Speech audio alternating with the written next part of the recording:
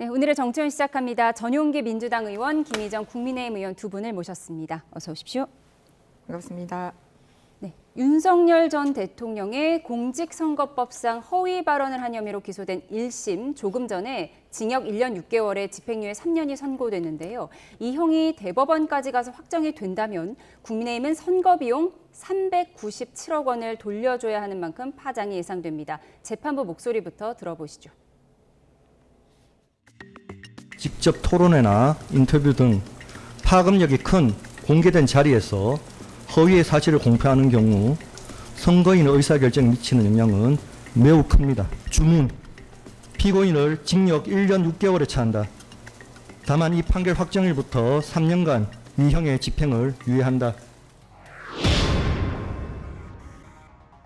우리 당 관계자분께서 이분이 많이 응원하신다고 해서 인사를 한 적은 있습니다만은 여자분과 같이 만나신 건 아니에요? 네, 그건 아니고 동생도 현직 검사고 제가 굳이 변호사를 뭐 이렇게 소개할 위치도 아니고 또 저는 윤우진 그 서장하고 가까운 후배의 친형이기 때문에 제가 알고는 지냈습니다만은 이런 뭐 부적절한 일은 전혀 없었고.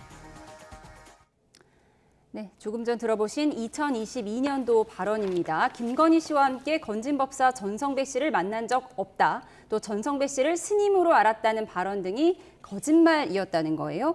그래서 지금 윤 전 대통령에게는 집행유예가 선고됐는데 문제는 국민의힘이 만약에 이 형이 확정이 되면 397억 원의 선거 비용을 토해내야 하는 상황인 거죠. 그렇습니다. 지금 397억이 결국 윤석열 전 대통령이 당선될 때 사용된 비용이고 이것이 결국 세금으로 보전이 됐던 내용들이기 때문에 벌금 100만 원 이상 형이 확정되었고 그로 인해서 반환을 해야 되는 상황입니다. 아직까지 1심이기 때문에 대법까지 시간이 좀 많이 남았습니다만 많은 법률 전문가들이 말씀을 하시는 것을 들어보면 기본적으로 집행유예형이 나왔기 때문에 2심에서 형을 낮추는 형태로는 아무래도 100만 원 이상이 나올 가능성이 높고 아예 무죄를 다퉈야만 하는 상황까지 온 것 아닌가. 그렇게 된다면 대법원의 판단을 받더라도 397억 원은 반환해야 되는 것 아닌가 하는 이야기들이 많이 나오고 있는 실정입니다. 예, 지금 2월 회계 보고서 기준에 국민의힘 자산이 1,315억 원이다 이런 자료가 있기는 한데요. 397억 원을 반환해야 한다면 이제 국민의힘 입장에서는 재정적으로 타격을 입을 수밖에 없는 상황인데 지금 어떻게 대비를 하고 계십니까?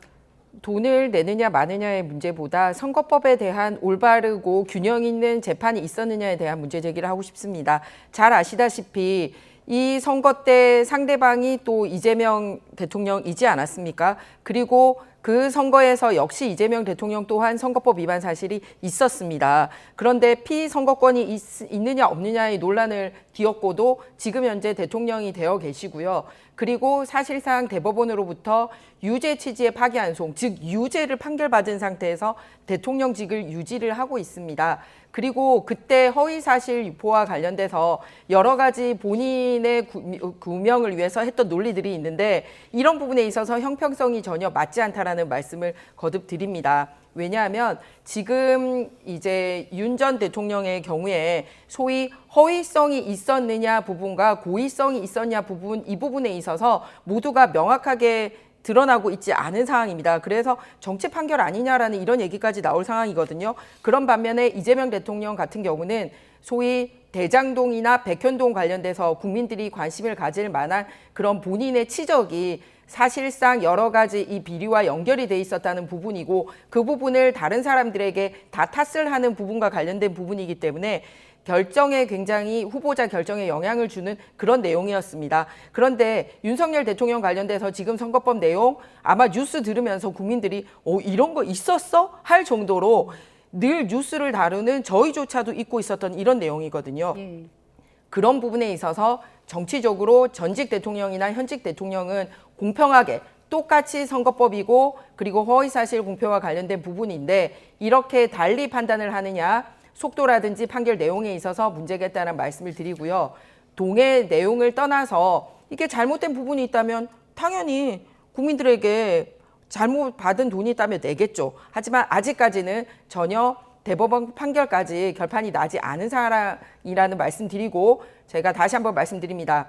두 분 전직 대통령과 현직 대통령 간에 그런 부분에 있어서 국민들이 한번 살펴볼 수 있는 기회가 되지 않았나 이렇게 생각합니다. 그러니까 윤석열 전 대통령이 왜 저런 거짓말을 방송에서 공개적으로 했는가에 대한 내용들을 바라보면 윤석열 전 대통령은 저러한 허위 발언이 있은 뒤에 대통령직을 3년 이상 지냈기 때문에 국민들께서 잊을 수밖에 없는 상황이었던 겁니다. 왜냐하면 3년 동안 수사도 받지 않았고 재판을 받지 않았기 때문에 과거 발언들이 지금껏 잊혀질 수밖에 없는 상황이었지만 불법 비상계엄을 통해서 대통령 신분을 잃었고 그에 따라서 재판이나 수사가 재개됐던 것이기 때문에 지금이라도 바로잡는 것이 저는 바람직하다고 봅니다.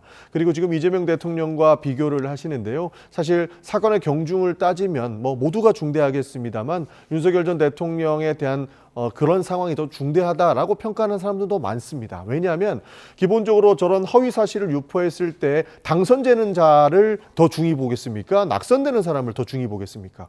지금까지는 낙선되는 사람을 더 중히 봤던 것이고 대법원에서 파기환송을 할 때도 조희회 대법원장이 공정했는가에 대한 질문을 오히려 국민들이 하고 있는 상황이에요.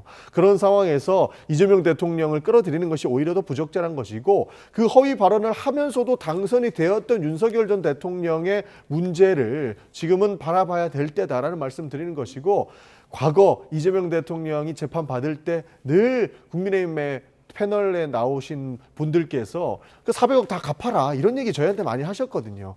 저희도 대법원의 판단을 지켜보자라고 말씀을 드렸던 것처럼 지금도 문제가 있다면 당연히 갚아야 되는 것은 맞는 것이고 대법원의 판단을 지켜보자라고 하는 말씀까지 드리고 싶습니다. 네, 국민의힘이 선거비용 397억 원을 토해내야 한다는 이 판결 아직은 1심이고요. 이게 특검이 기소한 사건이기 때문에 633 원칙에 따라서 대법 판결까지 내년 초쯤이면 볼 수 있을 것 같습니다. 좀 지켜보기로 하고요. 이 부분 관련돼서 현직 대통령으로 있으면서 이 재판에 관여하거나 이 재판이 논란이 된 적이 없었습니다. 윤 전 대통령 같은 경우는 이번에 이런 일련의 사건이 터지면서 불거진 거고요. 오히려 이재명 대통령이야말로 말씀드렸듯이 대장동 관련된 내용과 백현등 관련된 내용인데 어떻습니까? 본인들의 소위 공모하신 분들은 다 유죄가 났고요. 심지어는 공소 취소를 하도록 법무부 장관이나 권력기관이 동원해서 본인의 재판이나 수사가 진행되지 않도록 온 권력을 쏟아붓고 있지 않습니까? 그런 부분에 있어서 상당한 차이가 있다는 것을 오늘 윤 전 대통령의 이 1심 재판을 통해서 양 대통령의 선거법 위반과 허위사실 공표 내용을 다시 국민들이 짚어볼 수 있는 오히려 큰 계기가 되지 않았나 이렇게 저는 잠시만요. 생각합니다. 네, 정부가 지난주 이재명 대통령에 이어서 오늘은 한성숙 국무총리 주재로 두 번째 부동산 정책 국민 대토론회를 개최하는데요. 모두 발언 잠시 듣고 오시겠습니다. 국민 여러분들의 의견을 듣기 위해서 이렇게 저희가 두 번째 토론회를 열게 되었습니다. 부동산 문제는 대통령께서도 계속 말씀하셨지만 사실 5천만 국민 여러분 모두가 직접 이해 관계를 가지고 있고 또 여기에 대해서는 여러분들 모두가 전문가이십니다. 정말 중차대한 현안입니다. 청년이나 신혼부부, 무주택자, 다가구자, 임대사업자, 전월세 세입자 등 개개인이 처한 상황이 다름에 따라서 또 고민도 다르시고 찬성하는 안과 반대하는 안도 모두 다 또 다르십니다.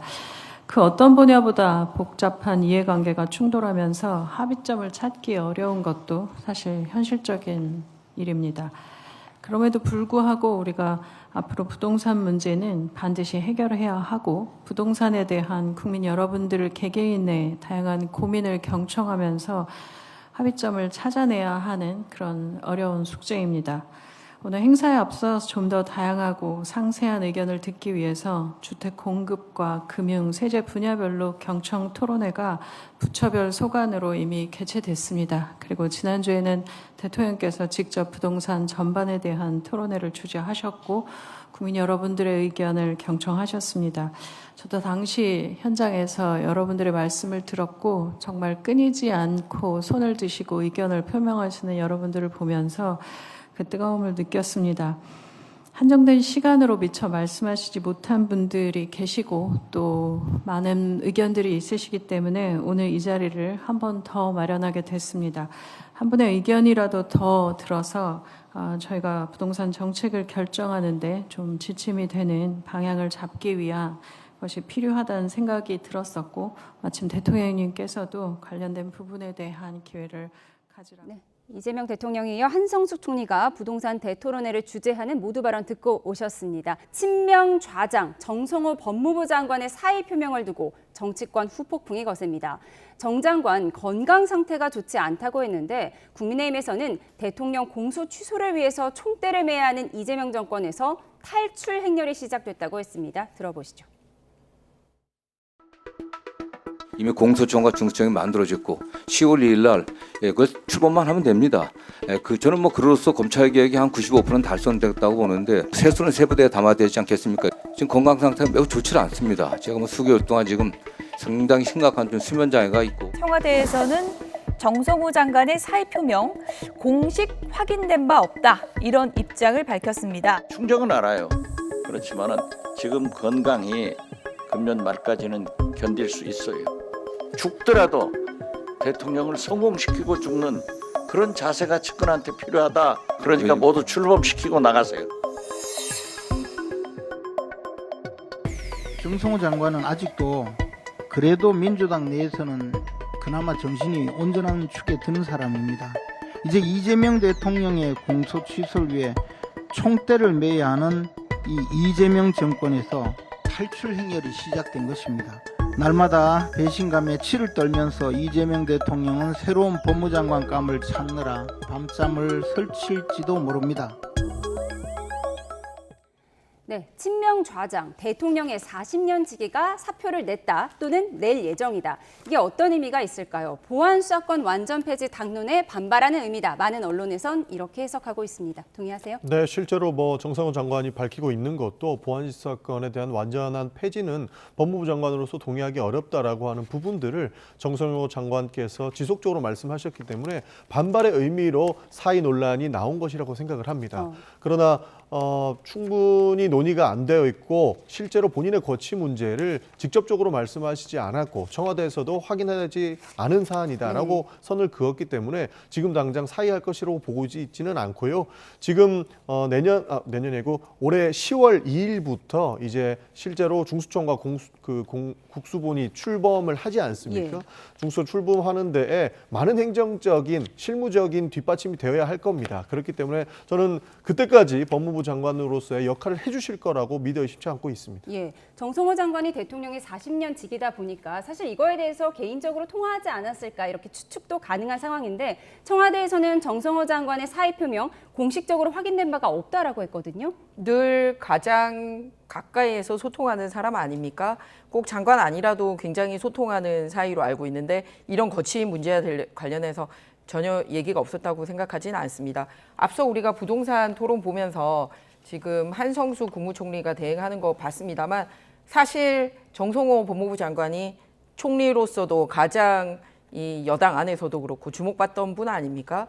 그런데 이렇게 주목받고 대통령과의 굉장히 소통이 잘 되는 분이기 때문에 이게 명확하게 대통령이 답을 하셔야 될 부분이 그냥 정성호 장관에 대해서 일을 같이 하자 말자 뭐 사의를 받아들인다 반려한다 이런 차원이 아니라 원인이 되고 있는 보안 수사권에 대해서 대통령의 생각은 어떻다라고 명확하게 해줘야지 소위 정성호 장관의 진퇴가 빨리 결정될 수 있지 않을까. 그리고 정성호 장관의 진퇴뿐만 아니라 지금 여러 가지 검찰의 고위 관계자들의 줄 사태가 작년 겨울에도 있었고 이번에도 그렇게 되는 거 아니냐 이런 얘기가 나오고 있거든요. 그렇다면 전체적으로 우리나라의 이런 검찰이라든지 경찰을 통한 이 소위 피해자 보호 업무라든지 이게 어떻게 되는지 민생하고 직결되기 때문에 대통령이 단순하게 장관 사의 표명에 대한 받아들이느냐 안 받아들이느냐보다 보안 수사권에 대한 입장은 어떻다라고 명확해 주시는 것이 이 모든 것이 깨끗하게 정리되는데 근본이 되지 않나 이렇게 생각합니다. 저는 사실 정성호 장관이 저런 사의 논란, 그러니까 사의 입장 표명을 직접적으로 하시진 않았습니다만 이런 논란이 나오는 것은 어떻게 보면 당연하다라고 생각도 듭니다.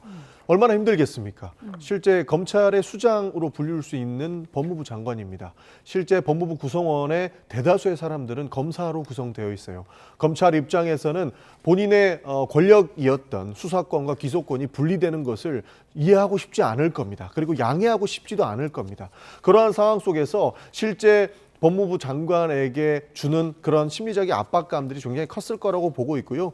정성호 법무부 장관을 넘어서 검찰총장도 아무래도 그 수사기소 분리에 대해서 보안수사권 폐지에 대해서 광정한 우려를 표하고 있는데 그렇지 않아도 구자영 검찰총장 대행도 사퇴할 것이다. 그렇습니다. 이런 얘기가 그 나오더라고요. 또한 검찰 조직 내에서 엄청난 압박감이 있을 수밖에 없다라고 하는 생각들 때문에 힘들 거라고 생각을 합니다. 그러나 공직자로서 하고 싶은 내용만 할 수는 없는 부분이기 때문에 저희는 끝까지 검찰개혁을 완수해 주십사라는 말씀을 드리는 겁니다.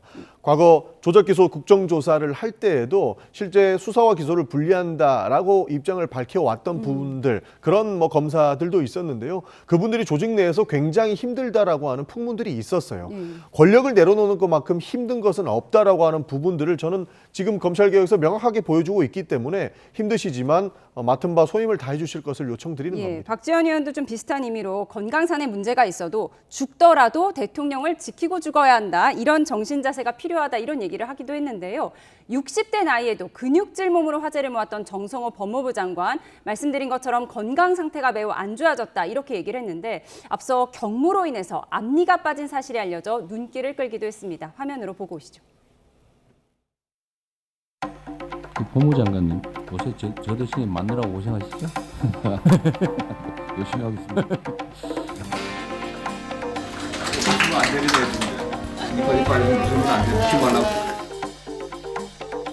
정치 사건이 몇 건이겠습니까? 성범죄들, 아동학대, 노인학대, 장애인학대든 사회적 약자들, 그 사회적 약자들을 대상으로 한 그런 사기 범죄들 같은 경제 범죄들 그 1%의 그 억울한 사람들 없게 하는 게 공수처도 만들어져 있습니다. 법무부 장관님. 아니, 말할 기회를 좀 주십시오, 좀요. 다중피해 사건이 전문적인 범행일수록 보안수사권 준치가 좀 저는 필요하다는 견해인데 거기에 대해서 장관님 견해 한번 말씀해보세요. 예, 저는 뭐 기본적으로 의원님 견해 그 부분은 좀 동의를 합니다. 보이스피싱은 사기입니다. 따로따로 봐도 사기고 모아서 봐도 사기입니다. 피해자가 따로따로 돼 있었을 때 이게 경찰서로 다 나눠 있는 경우. 법사위에 뭐 누구 때문에 힘들다 이런 말씀.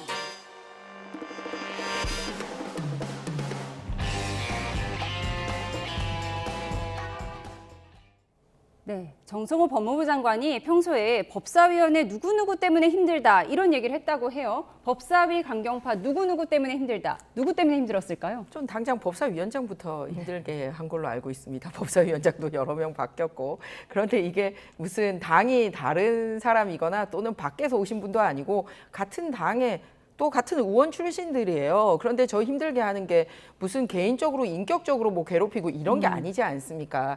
소신과 반하는 일을 하려니까 힘든 겁니다. 왜냐하면은 만약에 진짜 제가 아까 대통령이 빨리 답을 하셔야 된다라고 얘기를 하는 게 뭐냐면은 소신과 같으면 날밤 새서 일 안 하겠습니까? 진짜 쓰러져 죽더라도 하죠. 그런데 소신과 다른 일을 하라고 하니까 그 일이 되겠습니까? 뭐 하면 안 되는 거죠. 그거는 본인이 하고 싶다 아니라고를 떠나서 소신과 다른 생각을 가진 장관을 앉혀놓는 것 자체가 국민들에게 손해입니다. 그래서 장유기 사건이 터지는 바람에 사실 보안수사권이라는 단어만 듣고는 우리 국민들이 그게 뭐냐, 뭐 검찰이나 경찰들 진흙 밖으로 싸움 아니야? 이렇게 생각하시는 분들이 많았습니다만 사실은 피해자를 보호하고 진짜 범인을 색출하고 이러기 위해서는 교차 검증이 필요하구나. 그리고 피해자의 목소리를 끝까지 들어야 되는구나 라는 실제 사례를 우리가 눈으로 보지 않았습니까? 그래서 그런 부분에 대한 소신을 비록 당은 다르지만 저렇게 그 정성호 법무부 장관은 쭉 국회에서 밝힌 바가 있습니다. 그리고 실제로 무슨 권력 내려놓기가 힘들다 그거 아니잖아요. 이미 검찰청은 폐지가 됐고 뭐 공수처이랑 다 설립이 되게 됐어요. 그것 때문에 힘든 게 아니라 실제 이름이야 뭐가 됐든 상관없이 국민들을 위해서 실제 수사 권한을 가지고 한 번 더 면밀하게 할 수 있는 마지막 마무리는 해야 되는데 아니 그것마저 안 해주겠다고 하니까 그러면서 너 남아서 책임지라? 그러면 그 일이 되겠어요? 하나 빠진 게 다행이지. 저 같으면 다 빠질 것 뭐 같은데요. 임플란트를 여러 개 하셨다고 전해지고 있는데 이렇게 네. 치아까지 빠지고 수면장애에 시달리는 정성호 장관이 사의를 표명하자 국민의힘에서는 이렇게 얘기하더라고요. 민주당 강경파가 원하는 보안수사권 폐지와 대통령이 원하는 공소 취소를 맞교환하려는 거래 아니냐 이렇게 의심을 하던데요. 뭐 결국 이게 수기 과정이니까요. 국민의힘에서 비판하시는 부분은 충분히 수용 가능합니다. 하나 바로잡고 가야 되는 부분들은 보안 수사를 못하게 만든다라고 국민의힘에서는 비판을 하시는데요. 아닙니다. 민주당도 보안 수사 하자라고 하는 입장입니다. 실제로 성범죄라든지 아동폭행, 노인폭행, 좀 전에 법무부 장관께서 말씀하셨던 민생범죄에 대해서는 당연히 수사를 한 번 더 해서 들여다볼 수 있는 보안 수사는 필요하다고 봅니다. 그러나 여기에서 논란은 그 수사권을, 보안 수사권을 구태여 검찰에게 줘야 되느냐에 대한 논란이 있는 거예요.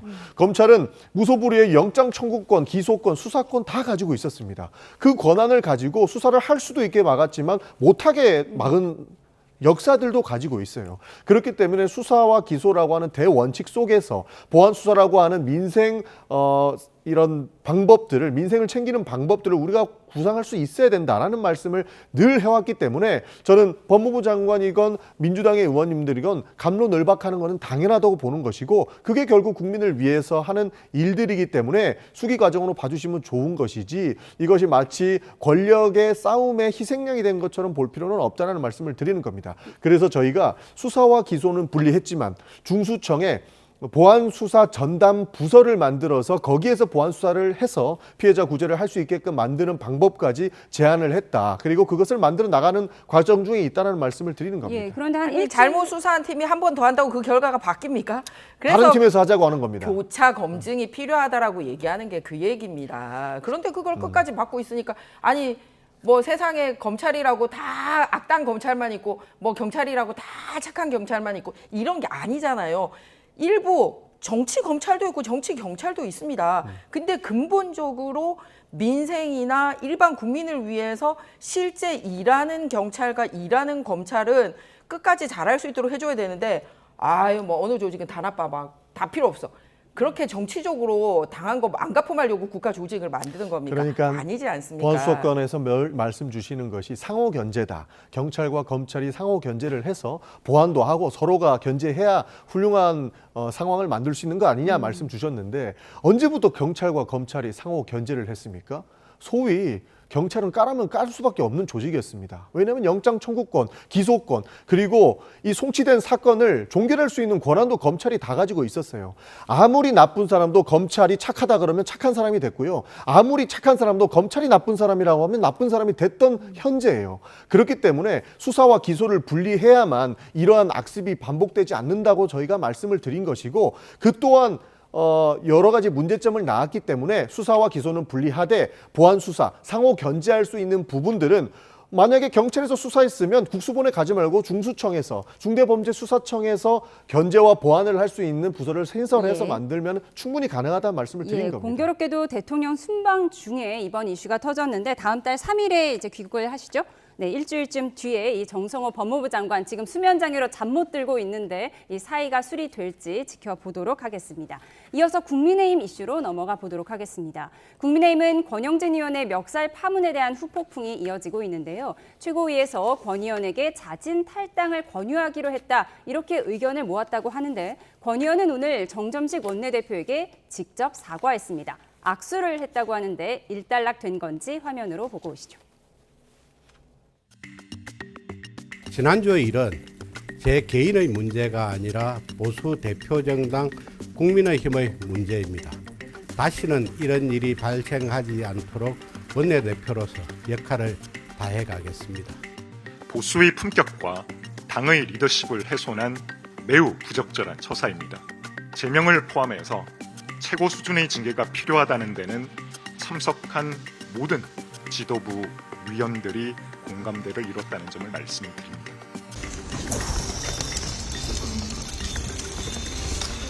사과드리고 대표님께서도 또 저의 사과를 흔쾌히 받아주셨고 원내대표께도 죄송스럽고 또 우리 당원 동지들께도 죄송스럽고 제 인생에 있어서 너무나 큰 그런 실수였다. 오늘은 제가 사과드리고 반성하고 성찰하는 그런 마음으로 왔습니다. 최선 다하겠습니다. 네, 이렇게 권영진 의원 직접 사과를 했고 오늘 악수도 나눴습니다. 그보다 일찍은 지도부가 제명을 포함해서 최고 수준의 징계가 필요하다고 했는데 이렇게 원내대표실 직접 가서 악수도 나누고 사과도 했으니까 이렇게 일단락 되는 걸까요? 아니면 이제 윤리위로 가는 걸까요? 일단 국민의힘 소속 의원들 간에 이런 일로 국민들께 심려를 끼쳐드린 점에 대해서는 저도 같은 당 소속 의원으로서 정말 송구하다는 말씀을 드립니다. 왜냐하면 저희 당이 소수이고 또 가진 권력도 크지 않은데 마치 그런 걸 놓고 저희 안에 다툼이 있는 것처럼 비춰지고 또 실망하셨을 국민들을 생각하며 마음이 아프다는 말씀을 드립니다. 그리고 이유가 어찌됐든 간에 폭력을 쓴 것은 굉장히 잘못됐고요.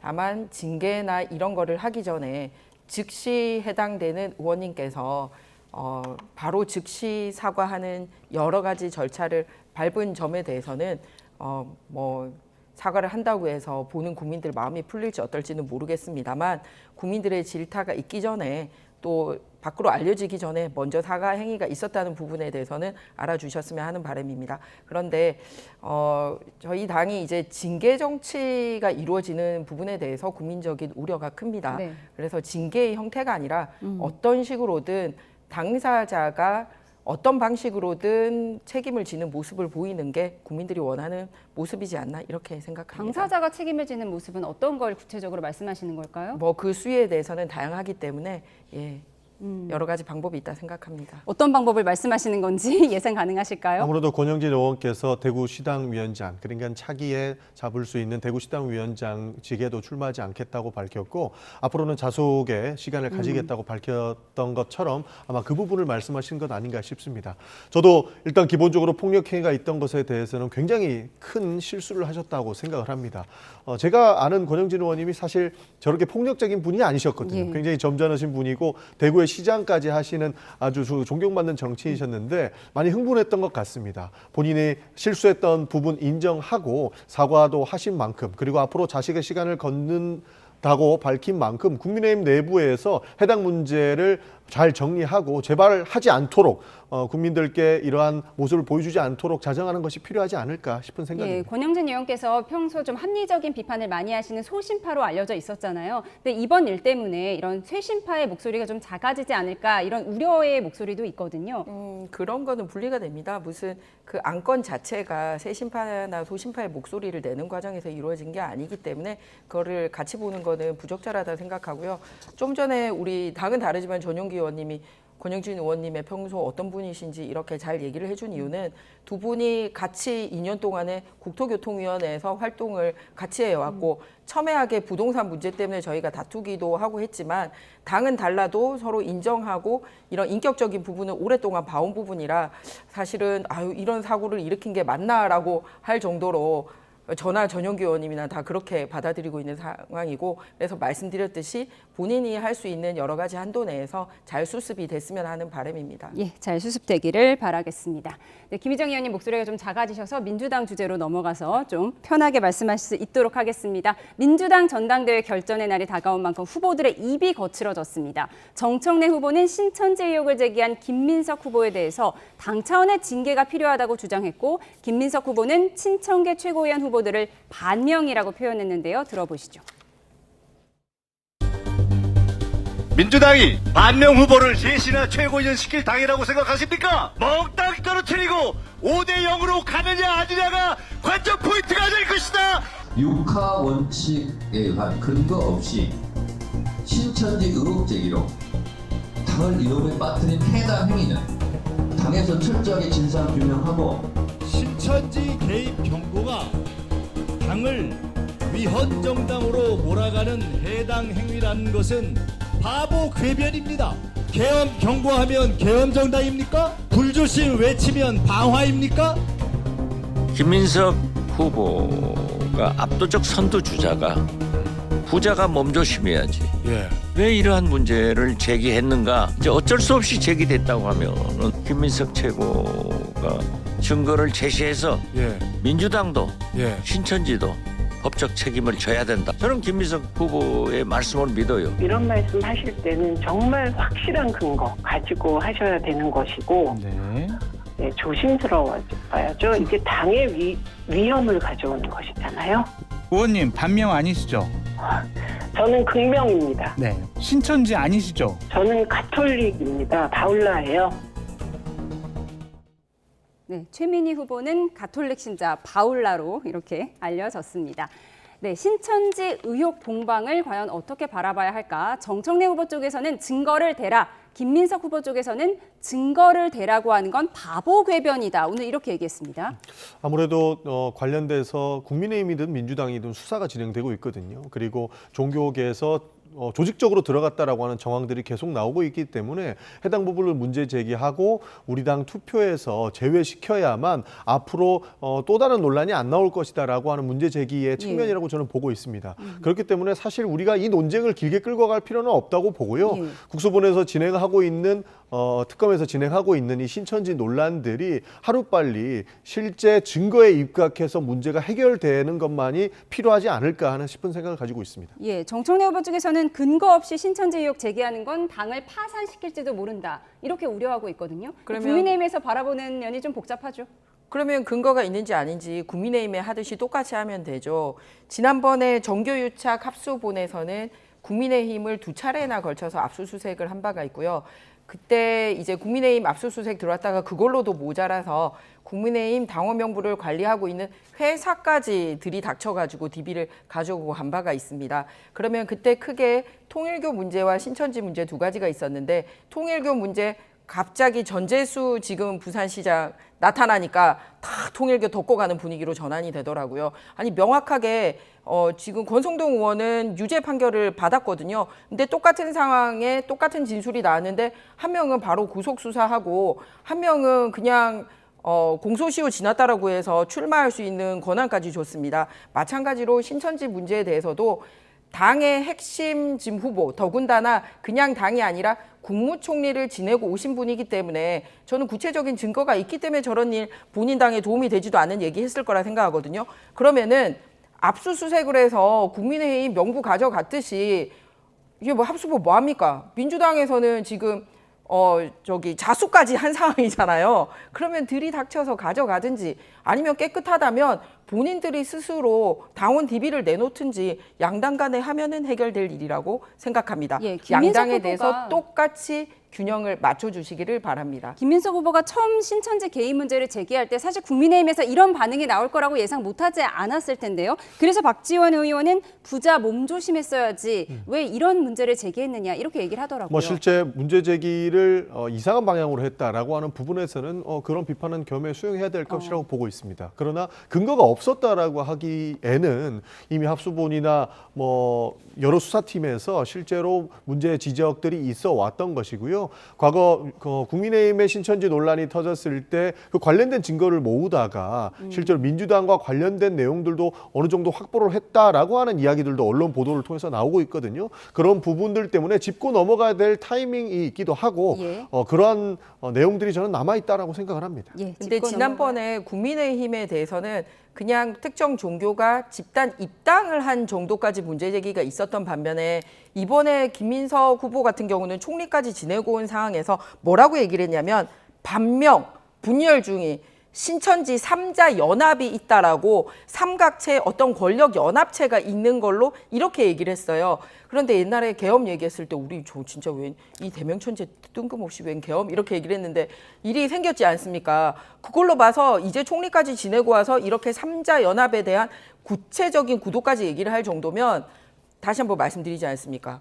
정정당당하게 명부 오픈하고 국민의힘에 하듯이 똑같이 하시라는 말씀 거듭드립니다. 그러니까 아무 이유 없이 하지는 않았을 것이다라고 하는 믿음은 있습니다. 과거 이재명 대통령이 질 선거, 그러니까 윤석열 전 대통령한테 패배했던 선거에서 후보를 뽑는 과정에 갑작스럽게 마지막 서울 경선에서 굉장히 지금까지 나오지 않았던 튀는 결과가 한번 나오기도 했었거든요. 예. 그때도 조직적으로 무엇인가 문제가 있었던 것 아닌가 하는 의혹 제기가 늘 있어 왔습니다. 그렇기 때문에 그것이 명확하게 드러난 것은 아니지만 예. 그에 대한 논란들이 있었기 때문에 당 대표, 그러니까 국무총리까지 지냈던 분께서 이 문제를 털고 가자라고 이야기를 하셨던 것이기 때문에 이 부분은 실제로 수사라든지 이후에 근거를 밝혀지고 나서 평가도 늦지 않다는 생각입니다. 민주당 전당대회에 불거진 신천지 개입 의혹까지 짚어봤습니다. 지금까지 전용기 민주당 의원, 김희정 국민의힘 의원과 함께했습니다. 고맙습니다.